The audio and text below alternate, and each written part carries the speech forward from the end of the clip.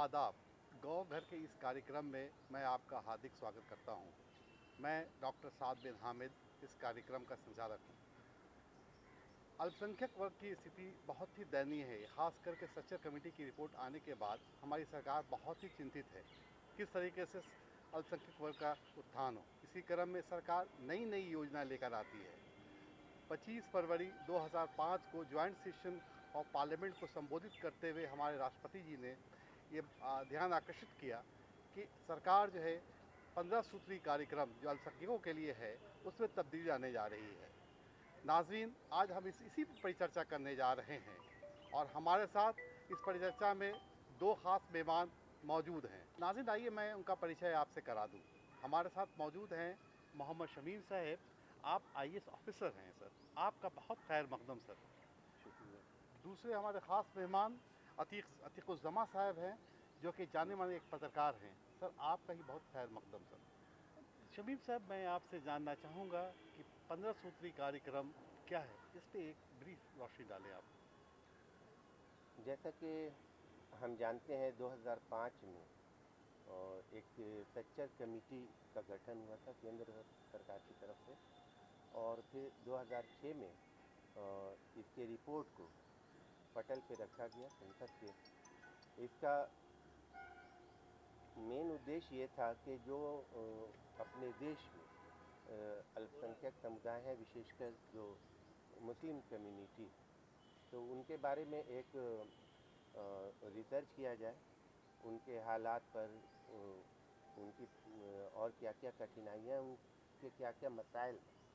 इसके सिलसिले में एक सर्वे हुआ और उसके बाद फिर सरकार ने उसकी जो सिफारिशें थीं, कमेटी की जो सिफारिशें थीं, उसको लागू करने के लिए सरकार ने 15 सूत्री एक कार्यक्रम बनाया। तो यही इसकी रूपरेखा है। इसी को हम लोग प्राइम मिनिस्टर न्यू अल्पसंख्यकों के लिए प्राइम हाँ, मिनिस्टर जी, प्रधानमंत्री की 15 सूत्री कार्यक्रम जी, इसका नाम दिया गया। दिया गया। नाज़रीन, आपने देखा भी शमीम साहब ने हम लोगों को जानकारी दी कि अल्पसंख्यकों की स्थिति बहुत ही दयनीय है। उसकी खुशहाली के लिए सरकार एक नई स्कीम, नई नई योजनाएं लेकर उसी क्रम में 15 सूत्री कार्यक्रम सरकार लेकर आई है। हाँ, आज अब हम दूसरा जानना चाहेंगे अतीक साहब से। अतीक साहब, इसका उद्देश्य क्या है 15 सूत्री कार्यक्रम का?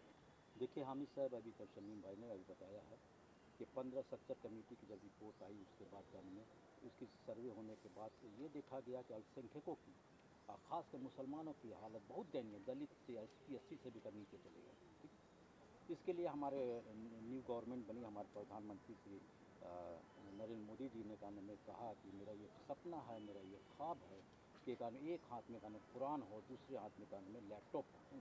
हमारे प्रधानमंत्री मोदी जी ने कहा कि अक़लियतों के उत्थान के लिए इन्होंने ये एक सपना इन्होंने देखा, सा कहा कि मेरी ये सपना है एक हाथ में लैपटॉप और दूसरे हाथ में कुरान हो, और मदरसे को मॉडिफाई किया जाए, इधर किया, बहुत सारी इन्होंने सीखा। तो इन्होंने उत्थान के लिए देखिए एजुकेशन पर 6 पॉइंट दिया गया। ठीक है, उसके बाद इकनॉमी पर 4 पॉइंट दिया गया, 6 4 10 पॉइंट हुआ। उसके बाद दंगे उंगे पर 3 पॉइंट दिया गया, 10 और 3 13 पॉइंट। 2 पॉइंट का जो दिया गया है वे आपको जैसे आपकी इकनॉमी और जो उसी हिसाब से इन्होंने कहा कि मैं अक़लियतों के लिए, अक़लियत अब यहाँ पर बताना बहुत ज़रूरी है। अक़लियत किसे कहते हैं, अक़लियत कौन है ना। देखिए 2 तरह के अक़लियत होते हैं, है ना, जो हमारा सर्वे है। एक है माइटी में 2 हैं, एक है लिंग्विस्टिक माइटी। ठीक है, और एक है माइटी जैसे मुस्लिम। लिंग्विस्टिक माइटी में में आपको सिख हो गए, ईसाई हो गए, जैन हो गए, धर्म, ये सब है ना। तो सबको सर्वे किया गया, सब में आपको देखा गया इनकी दलितों से बदतर। तब कहा कि इनके एजुकेशन को आगे बढ़ाया जाए, इनके इकनॉमी को आगे बढ़ाया जाए, इनको जॉब में आगे रह जाए, महिलाओं को आगे बढ़ाया जाए, स्कूल कॉलेज, और ख़ासकर सबसे ज़्यादा जोर दिया उर्दू की फ़रोग़ के लिए। अब एजुकेशन में क्या है, एजुकेशन के में सबसे पहले उन्होंने कहा कि आप कोई स्कूल भी खोल सकते हैं। एजुकेशन से हमारे बच्चे जो पढ़ते हैं उनके लिए स्कॉलरशिप उन्होंने लाया, जैसे प्री मैट्रिक स्कॉलरशिप है, पोस्ट मैट्रिक स्कॉलरशिप है, ये सब लाए। प्री मैट्रिक स्कॉलरशिप उसे कहते हैं हेलो, जो में क्लास 1 से लेकर के क्लास 10 तक के और उनको में कुछ स्कॉलरशिप दिया, जिससे उन्हें पढ़ने में मदद मिले और शौक़ पैदा हो कि स्कॉलरशिप मुझे मिल रहा है। और पोस्ट मैट्रिक उसे कहते हैं जो में मैट्रिक के बाद से लेकर PhD तक के लिए जो है उनको कहने वो दिया जाए, उसके लिए उनके पढ़ने उत्थान, इस तरह से एजुकेशन उन्होंने आगे बढ़ा। एजुकेशन के बाद चलिए आइए कहने उन्होंने टेक्निकल में के लिए टेक्निकल में कैसे किया जाए, तो मेरिट कम मीन्स का में स्कॉलरशिप किया गया, जो बहुत सारी योजनाएं इसमें आई हैं। बहुत सारी डिटेल योजना। उद्देश्य बेसिकली ये है कि अल्पसंख्यक वर्ग का जो है उत्थान हो। नहीं नहीं, हर क्षेत्र में देखिएगा ना, हम शायद वो उत्थान उस तरह से नहीं उत्थान हो, उत्थान हर तरह से हो, एजुकेशनली उत्थान हो, बैकवर्ड उत्थान हो, आपको कहने में रहने सहने का कैसे उत्थान हो, आपकी पढ़ाई में उत्थान हो। जब उत्थान होता है इसीलिए कहने में जो आप ये 15 सूत्री कार्यक्रम जो बनी है, इसके हेड कहने में चीफ सेक्रेटरी होते हैं, और चीफ सेक्रेटरी के बाद कहने डिस्ट्रिक्ट में जो हेड इसके होते हैं वे होते हैं डिस्ट्रिक्ट मजिस्ट्रेट होते हैं, और डिस्ट्रिक्ट मजिस्ट्रेट इसके अंडर में सब रहता है। जो स्लेम एरिया है उसे जा करके देखते हैं, उनके उत्थान के लिए आगे बढ़ते हैं। ये सब कहने बहुत सारी कहने हम बहुत ब्रॉड माइंड है हमारे कहने का मतलब है कि अल्पसंख्यक वर्ग की स्थिति जो बहुत दयनीय है हर क्षेत्र में, चाहे वो इकोनॉमिकली हो, चाहे वो एजुकेशनली हो, चाहे वो कॉमनवेल्थ में हो, जो बहुत ही बेसिकली क्या होता है, एक कौम को तरक्की करनी होती है, उसके लिए हर चीज़ चाहिए, हर चीज़ के लिए शांति चाहिए। तो ये हर चीज़ को नज़र में रखते हुए सरकार ने योजना लेकर आई। यही उद्देश्य है जो हमें समझ में आता है। नाज़रीन, अभी आपने सुना कि हमारे अतीक भाई ने बताया कि उत्थान में सरकार ने बहुत कोशिश की, बहुत सारी योजनाएं हैं। आज हम इसी पे एक परिचर्चा करेंगे, तालीम जो एक महत्वपूर्ण क्षेत्र है। आपको जैसे जानकारी है कि अल्पसंख्यक वर्ग तालीम के क्षेत्र में बहुत ही पीछे है, चाहे वो माय प्राइमरी हो, चाहे हायर सेकेंडरी हो, चाहे किसी भी क्षेत्र हो, टेक्निकल हो, सब में वो बहुत ही पीछे है। सरकार बहुत ही चिंतित है, इसके लिए तरक्की के लिए योजनाएं ला रही हैं। आज हम शमीम साहब आपसे जानना चाहेंगे तालीम के फ़रोग़ के लिए इस कार्यक्रम में क्या है? देखिए, किसी भी कम्युनिटी के लिए अगर उसका उत्थान होना है, उसको तरक्की करना है, तो सबसे इम्पॉर्टेंट चीज़ तो तालीम हो जाती है। शिक्षा जो है वही सबसे ज़रूरी है। अगर कोई भी समुदाय है, अगर वो शिक्षित नहीं होता है तो उसको कुछ भी आप कर लें, वो उसका कोई उत्थान होगा नहीं। वो कभी भी जो है उसकी कोई हम भलाई नहीं कर सकते बिना शिक्षा के। तो इस 15 सूत्री कार्यक्रम में सबसे पहले, जैसा कि अतीक साहब ने भी बताया, कई तरह के प्रोग्राम है, लेकिन सबसे टॉप पे शिक्षा को ही रखा गया है। बिल्कुल। और अब शिक्षा में क्या है, किस तरह से इसको भी रिकॉग्नाइज किया है सरकार ने। सबसे बेसिक लेवल पे हम देखते हैं कि गांव में ICDS, यानी कि जो आम भाषा में हम लोग कहते हैं कि आंगनबाड़ी केंद्र, तो ये क्योंकि 15 सूत्री कार्यक्रम विशेषकर अल्पसंख्यकों के लिए या मुसलमानों के लिए है, तो सरकार ने कहा कि ऐसे टोले, ऐसे पंचायत, ऐसे गांव या जो भी ऐसे क्षेत्र हैं जहां पर अल्पसंख्यकों की आबादी अच्छी है, तो ऐसे टोले, ऐसे पंचायत में आप ICDS केंद्र की स्थापना कीजिए, ताकि उनके जो बच्चे हैं वो केंद्र में आएंगी, महिलाएं भी आएंगी। केंद्र में क्या है, केंद्र में है कि बच्चों को सिर्फ जो प्रारंभिक शिक्षा है वही नहीं दी जाती है, बल्कि उनके न्यूट्रिशन का भी इंतज़ाम रहता है, उनके खान पान का इंतज़ाम, प्लस जो महिलाएं जिनके बहुत छोटे बच्चे हैं उनके लिए भी सरकार इसी केंद्र पे उनकी भलाई के लिए, उनके उत्थान के लिए सारा कुछ इंतज़ाम रखे हुए हैं। और तीसरा जो सबसे बड़ा इस केंद्र पे फ़ायदा ये है कि इम्यूनाइजेशन या फिर हेल्थ केयर के लिए भी जो स्कीम्स हैं, तो वो आपको आंगनबाड़ी की सेविका और सहायिका के माध्यम से यहाँ पे कराया जाता है। तो ICDS आज एक बहुत इम्पॉर्टेंट यूनिट हो गया है।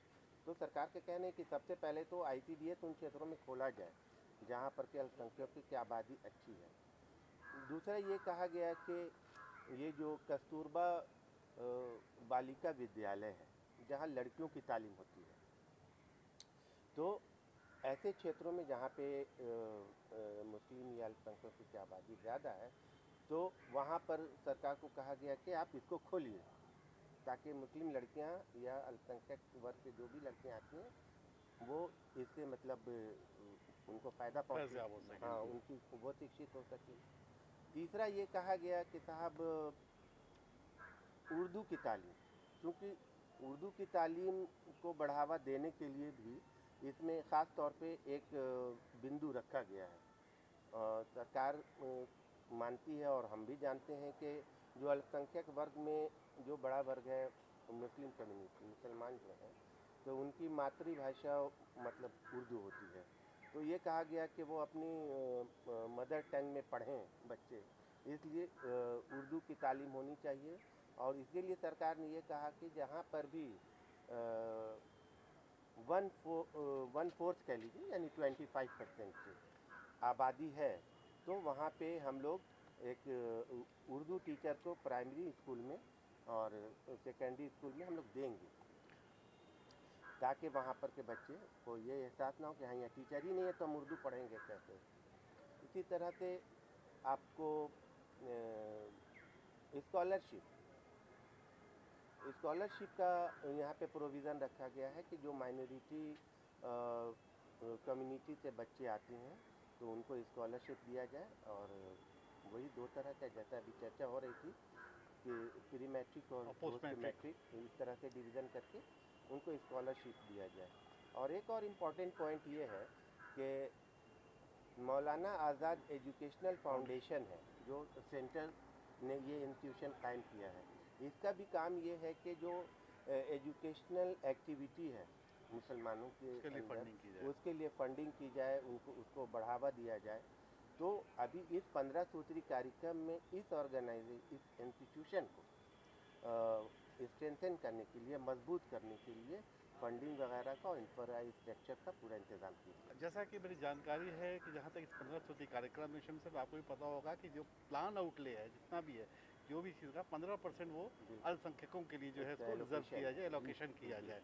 और ख़ास करके वैसे क्षेत्र को देखा जाए जहाँ के अक्सरियत में माइनॉरिटीज़ हों या 25% जहाँ पे पॉपुलेशन हो, उस पर ख़ास करके ध्यान दिया जाए, ताकि नेचुरल बात, तालीम जब आएगी एक कौम की तरक्की तालीम ही पर डिपेंड करती है। आतिफ साहब, दूसरी चीज़ जो बहुत महत्वपूर्ण है, अल्पसंख्यक वर्ग ख़ास करके एक जो बड़ा धड़ल्ला है मुस्लिम वर्ग, वो टेक्निकली बहुत ही साउंड है, ख़ासकर छोटे छोटे इसके लिए सरकार इसके लिए क्या कर रही है, ख़ासकर ये 15 सूत्री कार्यक्रम में क्या है इस पर? देखिए, सबसे पहले मुझे ये कहना है हामिद साहब कि जो आपको 11 वज़ारात को हमने कहा कि जैसे वहाँ से ये नहीं कि 15% का में बजट आपको दिया जाएगा, 15% ये उसको फ़ायदा होना चाहिए। अब जैसे देखिए हमारी तालीमी तो सर तो बोल ही दिया, तालीमी का हम आ रहे। दूसरा बार में आपको हमारे बिजनेस है, कारण बिजनेस में बहुत पीछे हम लोग हैं। हमारे रहने सहने के कारण क्वालिटी ये है, तो उसके लिए हर वजह, जैसे मान लिया कि आप अभी देखिए बहुत सारे लोगों को ये भी नहीं पता है कि कारण में 15 सूत्री कार्यक्रम में मुर्गी पालन भी, 15 सूत्री कार्यक्रम में आपको मछली पालन भी, 15 सूत्री कार्यक्रम में एक का प्रोडक्शन है ना, जिसमें गवर्नमेंट सब्सिडी देती है। आपको प्रोजेक्ट ला के 1 करोड़ का प्रोजेक्ट है तो 40% गवर्नमेंट सब्सिडी देती है। जैसे आपको बिहार में भी बहुत सारे हो रहे हैं, बहुत सारे छपरा में खोले हैं, हाजीपुर में खोले, बहुत सारे। तो इस सब में इसके टेक्निकल एजुकेशन के लिए भी कहने में आपको गवर्नमेंट ने कहा कि टेक्निकल एजुकेशन आप IIT खोलिए, जाकर IIT खोलिए, उसके लिए बहुत सारा उसको 15 सूत्री को कौशल विकास से भी जोड़ दिया है। एक तो गवर्नमेंट है कि हमको इतना परसेंट का जो भी बहाली हो उसमें ये 15% का में अक़लियतों की बहाली होनी चाहिए, या दरोगा की बहाली हो, सिपाही की बहाली होनी चाहिए।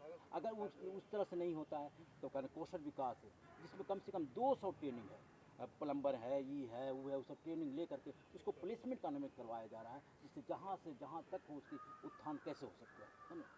अब है कि देखिए इसमें एक है कॉमनर राइट है ना, उसमें कॉमनर राइट में जाके है कि वैसे कारण में थानों में वैसे व्यक्ति को, वैसे दरोगा को बहाल किया जाए जो सेकुलर माइंड के है ना, जो कारण शांति प्रिय हों, जो शांति रखते हों।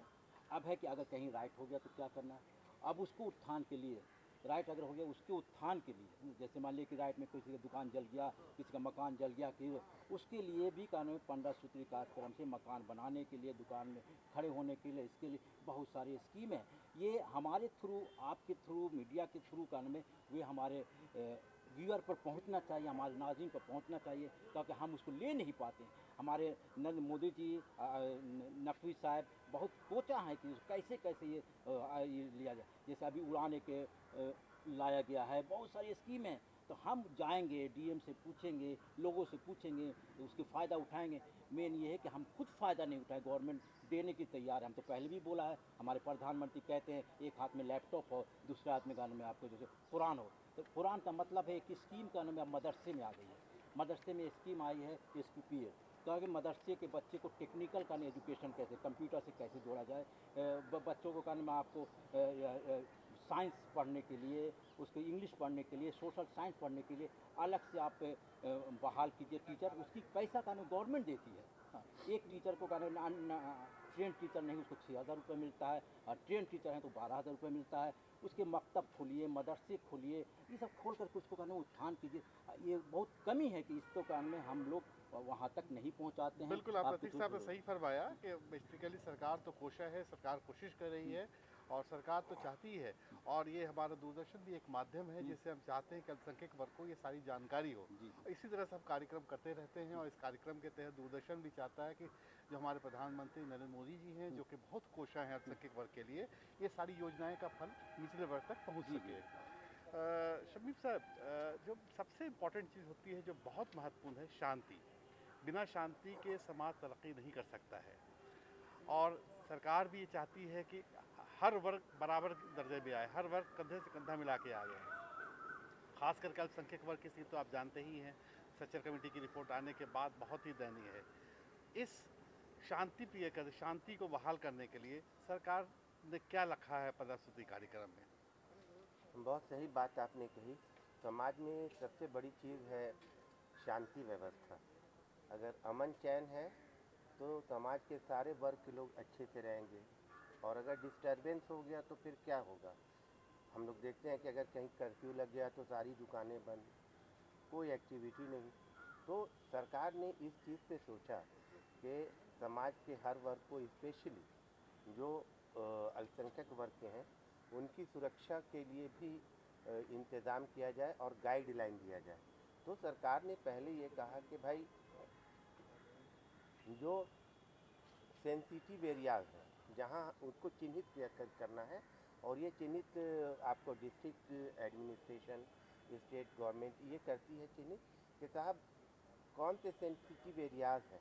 और वहाँ पे 15 सूत्री कार्यक्रम में ये प्रावधान रखा गया है कि जो भी थानेदार जाएंगे, जो भी इंस्पेक्टर जाएंगे, वो उनका रिकॉर्ड ऐसा होगा जो कि स्वच्छ छवि के होंगे, सेकुलर माइंडेड होंगे। तो ऐसे लोगों को ही वहाँ पे भेजना है, उनकी करना है। दूसरी चीज़ ये है कि डीएम और एसपी इन दोनों को रेस्पॉन्सिबल बनाया गया है। बिल्कुल उनके सारे काम में सबसे ऊपर ये रखा गया है कि आपके अपने क्षेत्र में किसी प्रकार का कोई फसाद, कोई उपद्रव, कोई कम्युनल टेंशन ये नहीं होना चाहिए, और अगर ये होता है तो उसके लिए आप ही उत्तरदायी होंगे। तो ये बहुत बड़ी जिम्मेदारी दी गई प्रशासन पे। इस तरह से है कि समाज में अमन चैन शांति बहाल रखने के लिए सरकार ने काफ़ी कोशिश किया है, काफ़ी अच्छा प्रयास किया है। और इसके अलावा और ये कहा गया है कि जो स्टेट गवर्नमेंट की फोर्सेस हैं या जो सेंट्रल गवर्नमेंट की फोर्सेस हैं, उसमें भी अल्पसंख्यकों को कम से कम 15% की भागीदारी दी जाए, यानी उनकी बहाली भी की जाए, ताकि जो है वो उसमें उनकी हिस्सेदारी रहे, और ये समाज जो है, ये कम्युनिटी अपने आप को असुरक्षित महसूस न करे। बिल्कुल सही है, आपने सही फरमाया कि सरकार तो कोशिश है कि जैसे शांति रहे, शांति ही रहेगी तभी समाज आगे जाएगा। मगर एक चीज़ है, घटना घटने के बाद इस 15 सूत्री कार्यक्रम में क्या कहा गया, क्या फास्ट ट्रैक के बारे में कुछ जिक्र हुआ है इसमें? इसमें है कि आप स्पेशल कोर्ट बनाइए, और उसमें जो है तो ऐसे एलिमेंट्स जो एंटी सोशल एलिमेंट्स हैं उनकी पहचान करके इनको जल्द से जल्द इन पर मुकदमा दायर करके इनको सलाखों के पीछे भेजा जाए, जो कि अमन चैन को मतलब बर्बाद करने वाले लोग हैं। इसलिए ऐसे लोगों की पहचान करना है।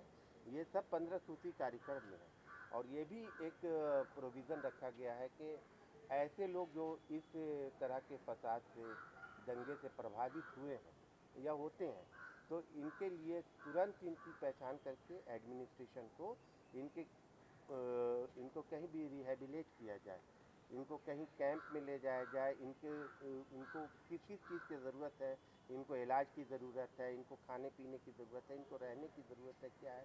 तो ऐसे लोगों को तुरंत मदद पहुंचाना है सरकार को, इसका इंतज़ाम इस 15 सूत्री कार्यक्रम में किया गया। हाँ, बिल्कुल 15 सूत्री कार्यक्रम में बेसिकली शांति रहेगी तभी समाज आगे जाएगा। आपसे दूसरी चीज़ मैं जानकारी दें, खास करके देखिए अल्पसंख्यक वर्ग जो एक मुस्लिम बड़ा धड़ल्ला है आतिक साहब, वो फाइनेंशियली बहुत ही कमज़ोर है और ये सरकार भी जानती है, सरकार भी चिंतित है, मगर टेक्निकली वो बहुत साउंड है। क्या सरकार ने कुछ इस तरह से 15 सूत्री कार्यक्रम में रखा है जिसके तहत उनके लोन मिल जाए या कुछ तरह की पैसे की इमदाद हो सके ताकि वो अपने बिजनेस को फ़रोग कर सकें? हामिद साहब, आपने ये सवाल बहुत अच्छा किया। जो सवाल पहले करना था वो लास्ट में किया आपने। चलिए कोई बात नहीं। हमारे कान में गवर्नमेंट मोदी साहब प्राइम मिनिस्टर ने ये कहा है कि हर जगह गांव में जहां मुस्लिम आबादी 60% 50% है, वहां का ना बैंक का ब्रांच खोला जाए, ठीक है? और उसमें कान में आपको ब्रांच खोला जाए और वहाँ चिन्हित कर करके जो बिजनेस करना चाहते हैं उनको लोन दिया जाए। पूरा इंस्ट्रक्शन है बैंकों को कि आप बैंक खोलिए, वहाँ अपना ब्रांच खोलिए, चिन्हित कीजिए, उसके बाद चिन्हित करके कीजिए। और ये सीधे कारण में आपको वहाँ से डायरेक्शन तो कारण में राज्य सरकार को दे देगा। राज्य सरकार के चीफ सेक्रेटरी का नाम डीएम को डायरेक्शन दे, डीएम डायरेक्शन का नाम में अपने कान में सबॉर्डिनेट को डायरेक्शन देंगे, वो डायरेक्शन से करने ले। और जैसे आपको करना है, जो बिजनेस करना है, कोई बिजनेस, जैसे पहले भी हमने बोला था मुर्गी पालन है, आपको स्कूल खोलना है, स्कूल खोलने के लिए, मदरसे खोलने के लिए, मकतब खोलने के लिए, ये सब के कारण आप ले सकते उत्थान के लिए। उसके बाद ये दो चीज़ और है गवर्नमेंट को बता देता है कि ये जो आपको जो आपने कहा कि बैंक से लोन वगैरह, लोन भी वे बैंक अपने इंटरेस्ट जो 12% 15% वे लोन उस इंटरेस्ट पर नहीं देना है, उससे कम इंटरेस्ट पर देना है, ये 4%। अब एक और है कि हमारे आप माइटी फाइनेंस कॉरपोरेशन है जो कानून सेंटर में भी है, आप बिहार में भी है। इसके लिए भी कानून में आप कैसे कानून में अल्पसंख्यक आगे बढ़े, वहाँ से लोन मिलता है जो बिजनेस कर सकते हैं। छोटे दुकान से 25,000 से लेकर के आपको 5 लाख तक लोन मिलता है। लोन लेने वाले होने चाहिए। जैसे अभी यहाँ मतलब बिहार में हमारे मंत्री थे, इससे पहले और जो मंत्री थे, उन्होंने सर्वे किया। सर्वे करने के बोला कि जैसे हमारी महिलाएं जो हैं, अल्पसंख्यक महिलाएं, ये बिजनेस में बहुत है। उन्होंने कहा कि जो भी शहर के की महिलाएं या गांव में जो महिलाएं, उनको 50% का में ये लोन दिया जाए, है ना, और 40% मेल को दिया जाए। तो मांगा, अगर हमारी महिलाएं आगे बढ़ती हैं, महिलाएं पढ़ती हैं, महिलाएं शिक्षित होती हैं, पूरा काम में आपको बिजनेस में, तो पूरा काम में हमारा समाज शिक्षित हो जाएगा। तो ये बहुत सी स्कीमें हैं, लेने की ज़रूरत है, जानने की ज़रूरत है, वहाँ तक पहुँचने की ज़रूरत है। हमारे पूरे कानून गवर्नमेंट ने कानून ये सब खोले हुए हैं, कैसे कानून में अल्पसंख्यकों को आगे बढ़ाया जाए, मुसलमानों को आगे बढ़ाया जाए, इस पर सोचनी चाहिए। बिल्कुल आपने सही फरमाया। जहाँ तक लोन का सवाल है, बैंक भी लोन देने को तैयार बैठे और मसला ये है कि हमें जानकारी का अभाव है, जिसकी वजह कर जो है अल्पसंख्यक वर्ग के जो ट्रेडर्स हैं या बिजनेसमैन हैं वो आगे नहीं आ पा रहे हैं। सरकार कोशिश कर रही है कि बैंक का क्रेडिट रेशियो भी बढ़े और उसमें छोटे छोटे जो स्मॉल स्केल इंडस्ट्रीज़ हैं उनको फ़ायदा हो सके। शमीम साहब, सबसे इम्पोर्टेंट जो मसला है, जो देखो हर जो अल्पसंख्यक वर्ग है वो अपना लैंग्वेज को प्रोटेक्ट करता है, अपने को चाहता है कि बिल्कुल हम सेफ़ हों और अपने को चाहता है कि उनका जो इंस्टीट्यूशन है वो सेफ़ हो। मैं बात करना चाह रहा हूँ मदरसा के बारे में। मदरसा के बारे में इस 15 सूत्री कार्यक्रम में क्या कहा रहा है? मदरसा को इस 15 सूत्री कार्यक्रम में मदरसे के ऊपर बहुत तवज्जो दी गई है। इसमें कहा गया है कि इसको जो है वो काफ़ी मदरसे को अच्छा बनाना है, चाहे वो फंडिंग करके हो, चाहे वो इंफ्रास्ट्रक्चर से हो, चाहे कुछ भी हो, इसको मॉडर्नाइज़ करने का। उसमें 15 सूत्री कार्यक्रम को आप देखेंगे, उसमें एक शब्द ही आए कि मदरसे को मॉडर्नाइज़ करना। ज़ाहिर सी बात है कि उसमें कंप्यूटर की तालीम देना है, उसमें जो भी लेटेस्ट है वो देना है। प्लस ये कि यहाँ से ये भी कहा गया, जो बहुत इम्पोर्टेंट बात है, हम आपको और बताना चाहूँगा कि यहाँ से जो बच्चे निकलें पढ़ करके, तो उनको जो है वो सर्विसेज में, सिविल सर्विस हो, पुलिस की सर्विस हो, सब में उनको रिकॉग्नाइज़ की जाए, यहाँ की डिग्री को, मतलब यहाँ के सर्टिफिकेट को। प्लस ये कि जो मदरसा है वहाँ के कैंडिडेट को, उस मदरसे को कहीं जो हायर सेकेंडरी बोर्ड होते हैं, examination board, national open university board वगैरह हाँ, जैसे मान लीजिए हमारे यहाँ पटना में है, आपको बिहार स्कूल एग्जामिनेशन बोर्ड है, तो मदरसे को उससे अटैच कर दिया जाए, ठीक है, ताकि जो है उनकी अपना एक रिकॉग्निशन हो जाए। ये बहुत बड़ी बात है। दो बहुत इंपॉर्टेंट चीज़ यहाँ पे आपने देखा कि मदरसे में मदरसे को अटैच कर दिया जाए जो स्टेट गवर्नमेंट के बोर्ड है, जैसे नेशनल ओपन स्कूलिंग हाँ, वो हो गया, या स्कूल एग्जामिनेशन बोर्ड हो गया, तो इस तरह से वहाँ पर अटैच कर देने से ये होगा कि इसको एक रिकॉग्निशन मिल जाएगा। उससे मैंने ये बात बिहार के संदर्भ में कही, लेकिन किसी भी स्टेट का मामला हो, वहाँ जो भी बोर्ड है सेकेंडरी स्कूल एग्जामिनेशन बोर्ड, उससे अटैच कर दिया जाए ताकि इसकी मान्यता जो है वो मिल सके सभी जगह। और साथ साथ ये भी कहा गया है कि यहाँ से जो पढ़े लिखे लोग हैं उनकी सर्टिफिकेट के आधार पे उनको सभी जगह पे इक्वल अपॉर्चुनिटी मिले एम्प्लॉयमेंट में, चाहे वो सिविल सर्विसेज का मामला हो, पुलिस में हो, बैंक में हो, कहीं भी हो, आपको इसकी मान्यता वैसे ही हो जैसे दूसरे कॉलेजेस या यूनिवर्सिटी से होता है। ये बहुत बड़ी बात है जो इस 15 सूत्री कार्यक्रम में है। बिल्कुल सही सर, आपने बताया मदरसा की जो शिक्षा है, शिक्षा प्रणाली या शिक्षा की जो सर्टिफिकेट है, उसकी मान्यता के बारे में आपने बताया कि किस तरीके से इसको मान्यता मिलनी चाहिए, और सरकार भी कोशिश कर रही है कि इसको NOU से जोड़ दिया गया, बिहार एजुकेशन बोर्ड से जोड़ गया, दूसरे यूनिवर्सिटी से जोड़ा गया। अतीक साहब, आखिर में मैं सिर्फ संक्षेप में आपसे जानना चाहूँगा कि 15 सूत्री कार्यक्रम को कैसे सुदृढ़ किया जाए, कैसे मजबूत किया जाए। देखिए, पहला आपका जो सवाल था इससे पहले, उसमें कुछ छूट गया। जैसे आपने कहा था बैंक फाइनेंशियल, तो एक चीज़ का ना मैं हमारे यहाँ आपके थ्रू से, दूरदर्शन के थ्रू से अपने नाजरीन को, अपने स्टूडेंट को ये बताना चाहते हैं कि पढ़ाई के लिए भी का नाम एजुकेशन लोन का में गवर्नमेंट 15 सूत्री कार्यक्रम में है और देती है। जैसे आपको इंजीनियरिंग पढ़ना है, एमए पढ़ना है, अप टू 4 लाख, 5 लाख, 6 लाख जो पढ़ना ही देती है, ठीक है। अब है इसको कैसे इम्प्लीमेंट किया जाए, कैसे किया जाए, इसके लिए हम भी माध्यम है, आप भी माध्यम है, सब माध्यम है। हमारे कानून गांव के कानून मुखिया हैं, उनको कानून ये किया जाए। उसके बाद ये DM साहब ही कानून इस कमेटी जो बनाते हैं उसको कानून में अच्छे से कानून में चलाया जाए कि हमारे प्रधानमंत्री का जो सपना है वो सपना पूरा हो, और इस सपना को 15 और अकलियतों का कानून में उत्थान हो सके, खुशहाली आ सके। बिल्कुल बिल्कुल सही।